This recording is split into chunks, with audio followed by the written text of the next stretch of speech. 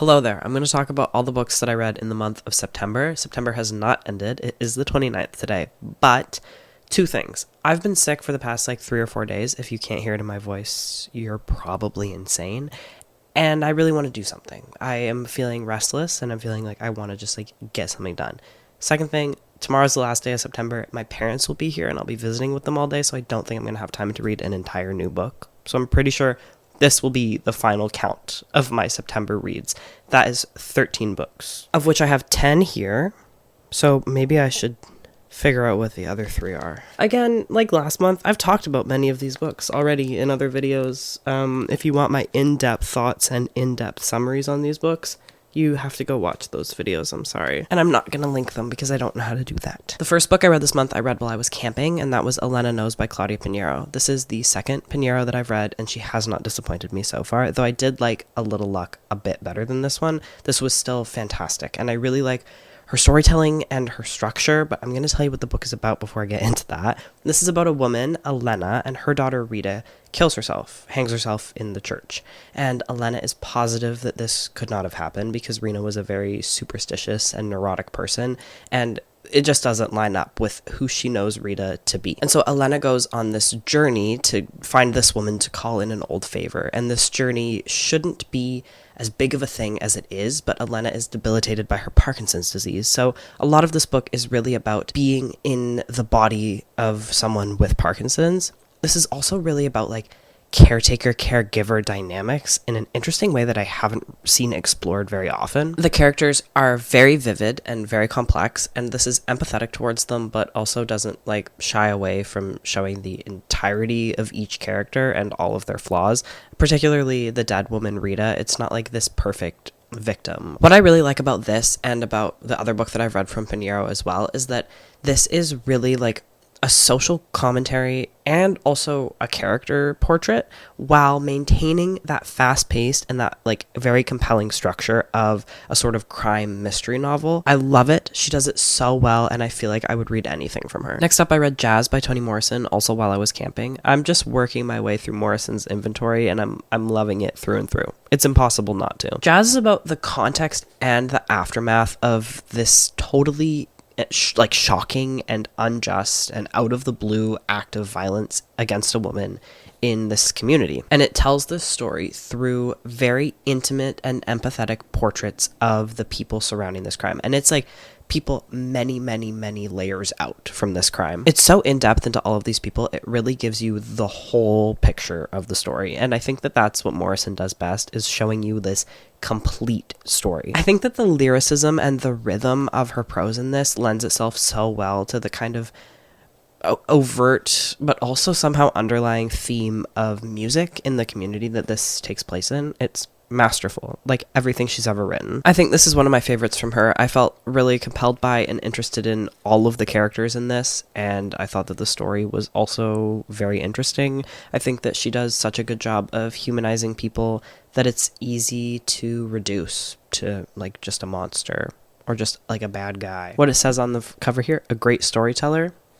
Couldn't have said it better myself. Then I read a book called Magma, which is kind of like a little novella that deals with really heavy topics, mainly abusive relationships and self-harm. I didn't like this, and it feels kind of weird explaining why I didn't like this. I thought that the characters were incredibly flat and that it was very almost preachy and on the nose the entire time. There was no subtlety to it. It was it was from the perspective of this woman who is being abused by this man. Mostly emotional abuse. And he is never in any way shown to be anything other than a dickhead. And you just are there's no reason ever for her to be with him at any point. It was just telling us you're not supposed to like this guy in any way. And it never showed us why she might be in this relationship.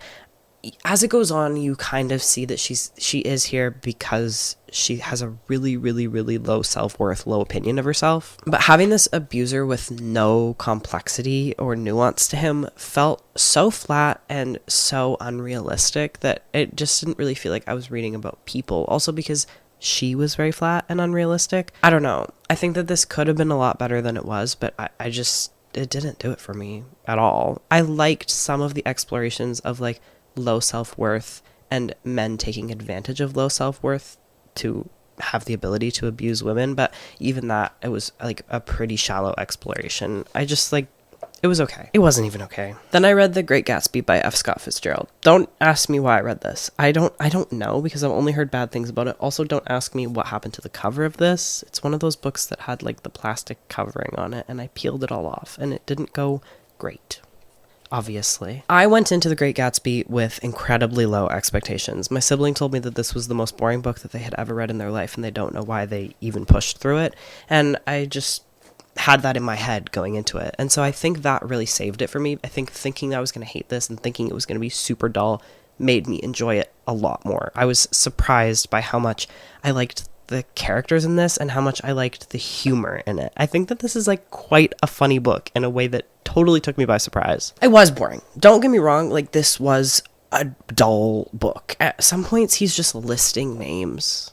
Like, come on, dude. I just was for some reason interested in what was happening and in the dynamics and in the very vivid setting. This is so atmospheric. It creates such a strong sense of time and place, and the characters are fun. I think that the dynamics between the characters are more fun than they are themselves. I think all of them are a little bit flat, but their interactions between each other, which is what makes up most of this book, are fascinating. Do I think this is like the greatest piece of literature of all time? No. Do I think people say that because it's American?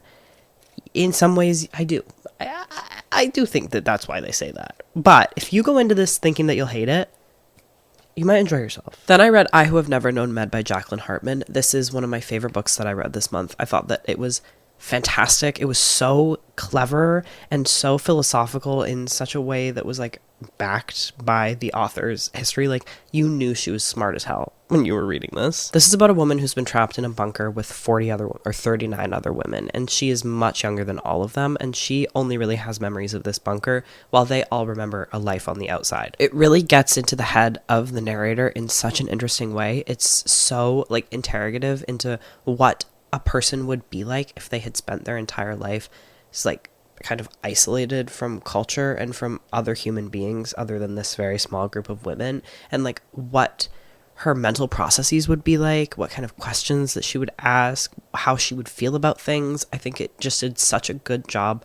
portraying who this character might be. And I think that's because Jacqueline Harpman has this background of being a psychoanalyst. You can really tell that this is her specialty, that this is what she's been doing like for her whole life. It's so smart in how it deals with the characters in it and with how it messes with your brain. The whole time you're reading it, you know how it's going to end, but you think something else will happen.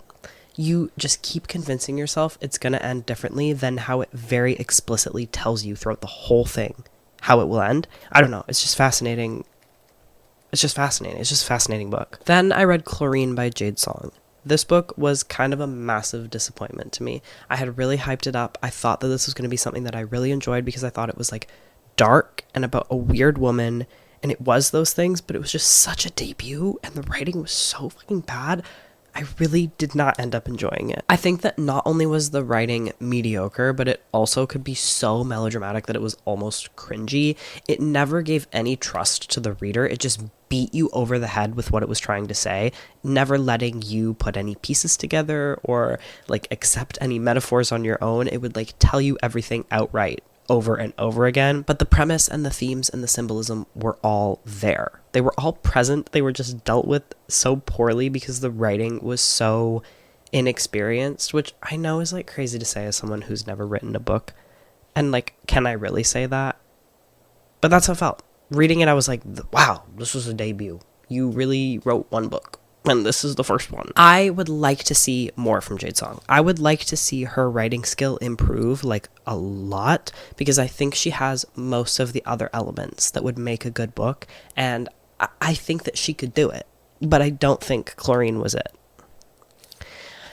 I never told you what it was about.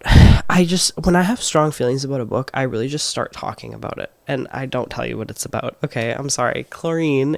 Fuck. Chlorine is about this high schooler, and she's a competitive swimmer, and she is obsessed with mermaids. And it's kind of a dark tale about, like, the underside of competitive sports and how much it can affect a person. The whole book leads up to this moment that it has been teasing from the start that is very gruesome and horrible and a little bit of magical realism. Not really in an interesting way, though. I'm sorry, I really have a lot of complaints about this. I just really liked the premise, and nothing good was done with it. But Jade Song, I would like to see more from you. I think you could do it. I think you could do it well. Not in this book, though. You didn't do it. Then we have the craziest and I think the best book that I read this month. And bitch, it was The Shards by Bret Easton Ellis.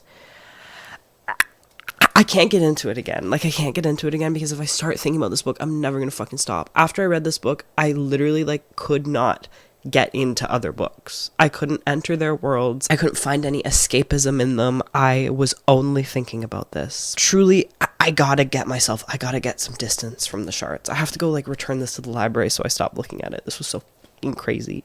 It made me feel so much. Okay, I'm gonna tell you what it's about before I start fucking ranting. The Shards follows Bret Easton Ellis. It's auto-fiction. It's not actually a real story, but he is the main character.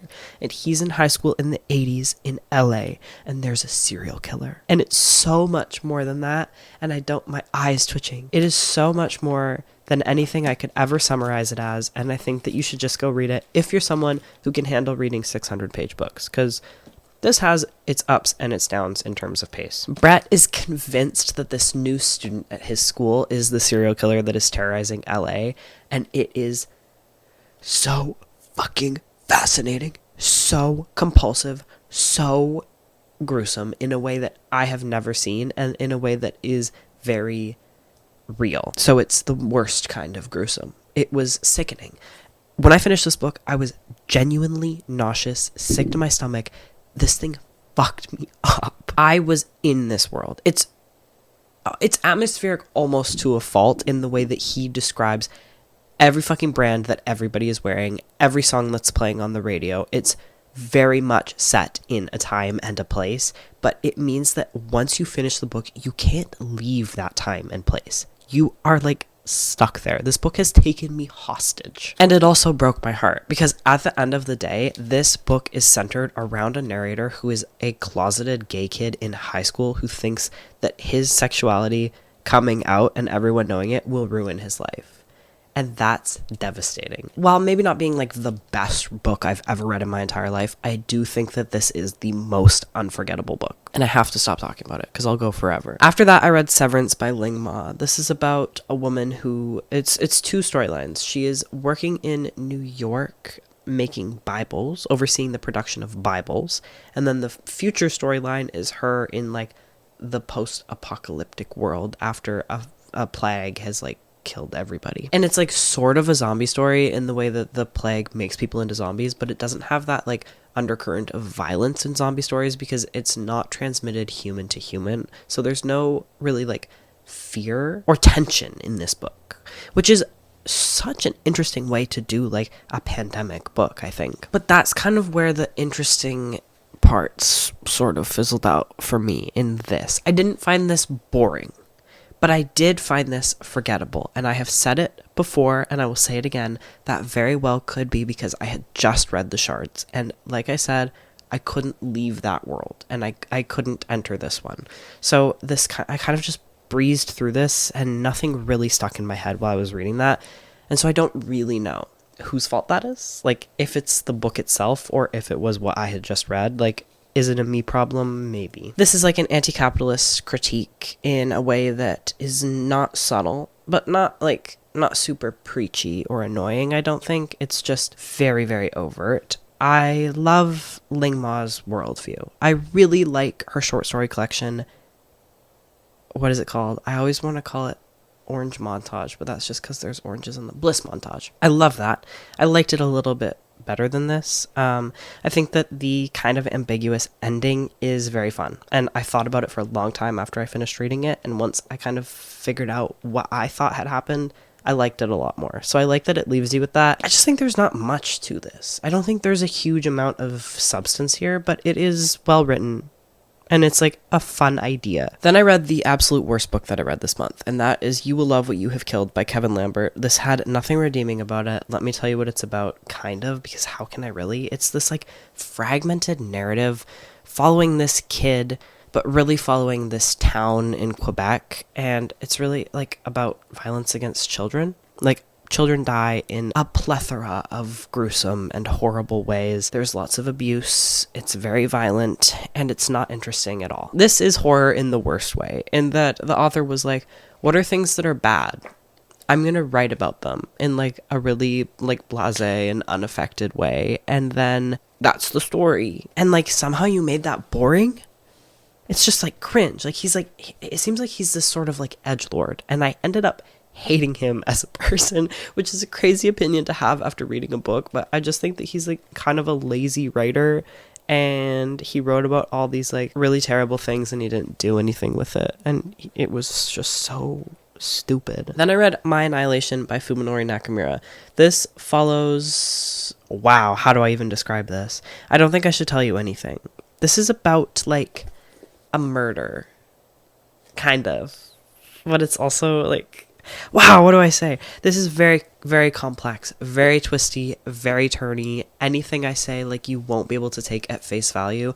I think that it was very fun. Very, very interesting and unfolds in a very fun way. I just, like, can't say anything about it. I think that if you want to read it, you should go do it.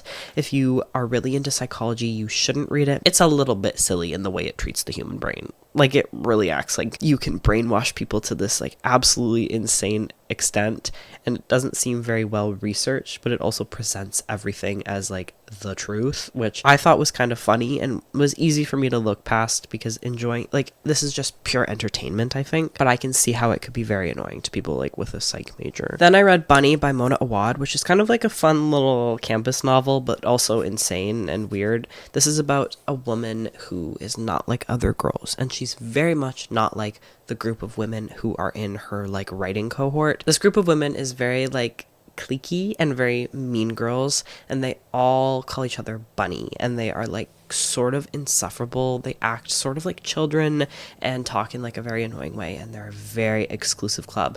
And then they let our main character Samantha into the club, and she actually turns out is desperate for their attention, even though she acts way better than them. And, like, they're just these annoying, stupid women, and she's this cool, dark, mysterious writer girl. She ends up abandoning her entire life for these women, and eventually her entire self. She completely loses track of who she is and what she cares about.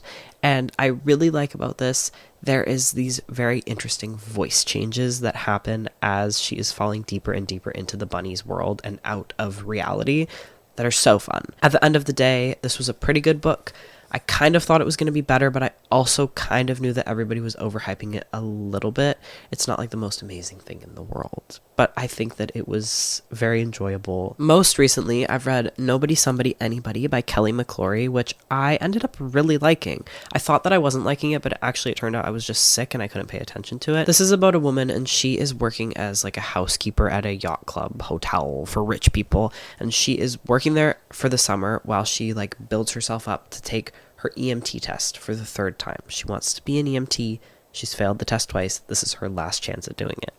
While she's doing this, she's so fucking lonely. She has literally nobody to talk to ever, and some things have happened in her past that have led her to this very isolated life. She is on one hand making up this, like, placebo effect thing where she convinces herself that she's already passed the test. She tells everybody that she's already passed the test, and at the same time her neighbor is preparing for his Ukrainian girlfriend to move back to America, and he's trying to teach himself how to cook. So he invites her. He's not her neighbor, he's her landlord. I'm sorry. He invites her over to eat meals so she can tell him if they're good or not. She ends up falling in love with him, and it is so insane because she is so obsessive and manipulative, and she justifies her actions in, like, very interesting and weird ways. She's just so weird and unhinged. I thought that it was very tense, and it could also be very frustrating because she makes, like, really, really terrible choices to try to get what she wants, but it was at the same time quite relatable in the way that she understood the people around her and understood the world. I felt like I had some similar thinking patterns as she does, and I need to explore those and maybe do some reflection because it did not end up going well for her, but it was also kind of A devastating but hopeful ending. Really good work in one of my favorite veins of literature that is weird, deranged women. And then the last book of the month, I just finished today. That's People from My Neighborhood by Hiromi Kawakami. This is kind of a series of short stories, but not really, because they're all so tiny. It's like 3 pages about for each of them.